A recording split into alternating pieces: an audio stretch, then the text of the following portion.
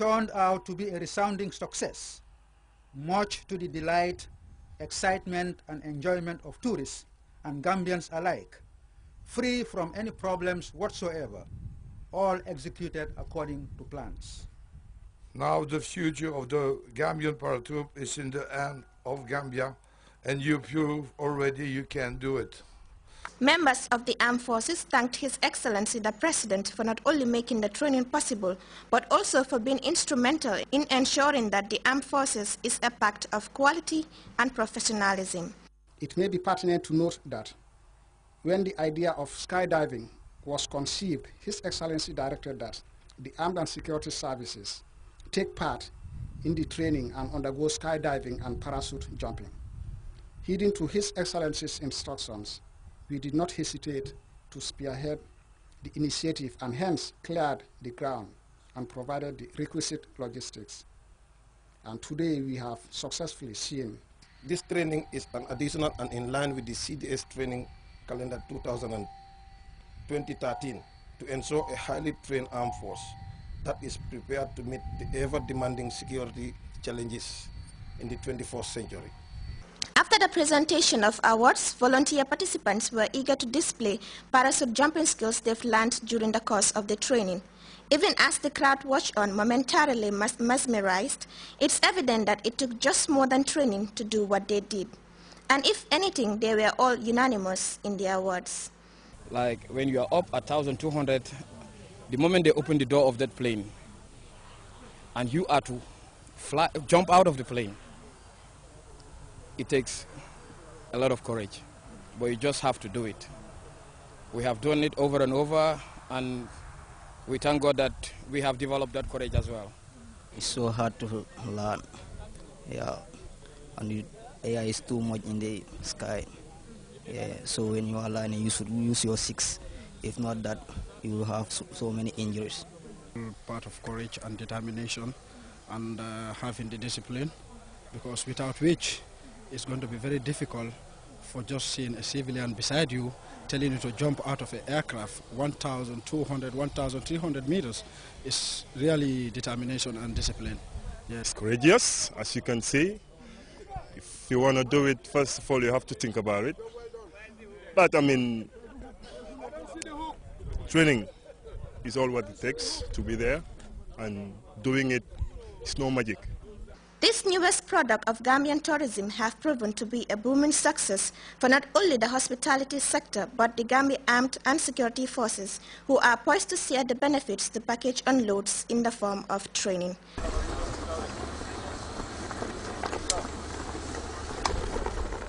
For Grts News, I am Deku Madema. Kata Nursery and Lower Basic School of Talending recently benefited from gifts and other valuable learning materials from their sponsors. Fatou Jasseh has details of that story in this report. Money to welcome and express appreciation to these philanthropists and true friends of the Gambia. Christian Carter, one of the sponsors and founders of the school, expressed delight for being associated with this gathering. She promised to work with her colleagues in the UK to build more classes. The school principal commended the sponsors for the good gesture, adding that he and his able staff would work to the best of their ability to provide quality education for the children, urging parents to encourage their children to make best use of the opportunities available. Babugay Sonko, nominated National Assembly member, applauded these friends of the Gambia for complementing government's efforts. Mariama Diba, whose 3 children are being sponsored, applauded the donors for the timely intervention, saying it would greatly enhance the education career of her children. A healthy mind in a healthy body, a medical facility is also under construction at the school premises. This Honorable Babugay, on behalf of the community, commended the donors for providing. The gathering also saw presentation of gifts to students from their UK friends. For Grts News, I am Fatou Jasseh.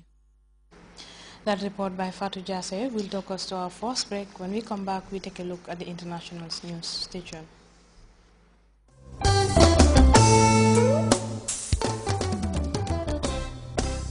The NOEC Staff Association, under the Chief Guest of Honor, His Excellency the President of the Republic of the Gambia, Sheikh Professor Alhaji Dr. Yaya AJJ Jammeh, is staging its third annual gala dinner and dance in association with the international superstar Asanjai of Senegal, Jaliba Kouyaté and Abu and Fafa. This program is in support of His Excellency's drive to turn the Gambia into a city-state by providing all basic and essential services such as electricity and water to the Gambian populace irrespective of where they live. The gala dinner is slated for the 25th of January 2013 at the Senegambia Beach Hotel. Tables are as follows: Platinum $60,000, Diamond $50,000, Gold $40,000, and Silver $35,000. Each table comes with 10 gala dinner tickets and cash power raffle tickets. Individual tickets $1,500. January 25th, that is the dance at the Paradise Suites Hotel, Penchami Hall.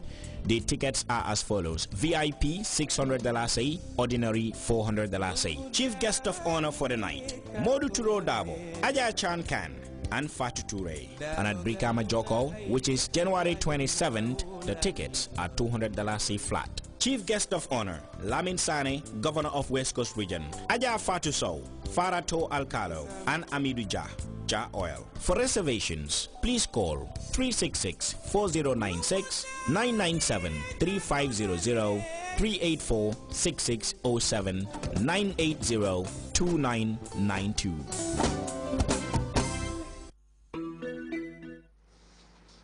Welcome back to Grts News.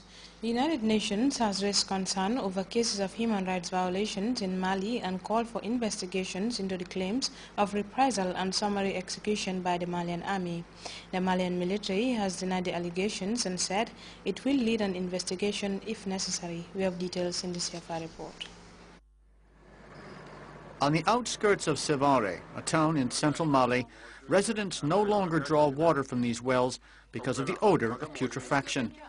According to witnesses, Malian soldiers carried out summary executions here and threw the bodies into the wells. It was night, and when we were just going to bed, we heard the sound of gunfire. It is believed that between 10 and 20 people, suspected by Malian troops as having connections with the rebels, were shot or stabbed to death and thrown into these wells or otherwise disposed of. Mali's army has denied the claims.